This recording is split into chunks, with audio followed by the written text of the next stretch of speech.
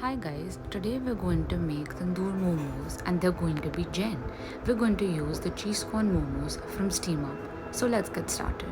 First, I'm greasing this pan with oil and then I'm steaming the momos for about 2 to 3 minutes. While that happens, let's make the mixture for the tandoor. Here I have all the masalas that are required for the tandoori mixture along with some lime, hung curd and roasted besan. So let's get started.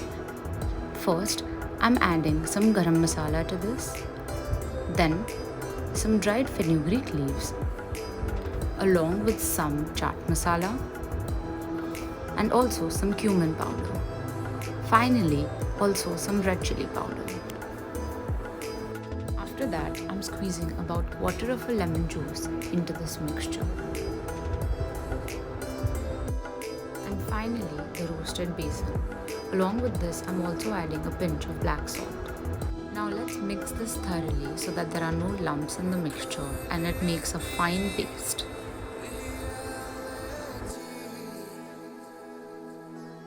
Pan with some olive oil.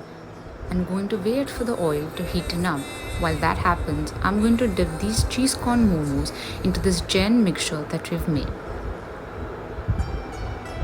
Make sure it's really well combined and then add it to the sizzling pan.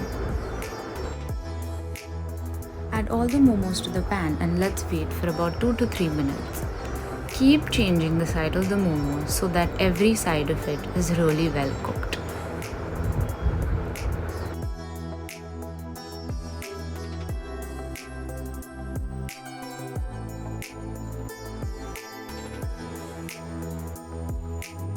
You'll know that the momos are well cooked when they turn slightly light brown. Let's get to plating. I've added some coriander leaves for that extra taste. Enjoy these Jain cheese corn tandoor momos with the Jain Tibetan sauce. These momos tasted divine. Like, share, subscribe for more.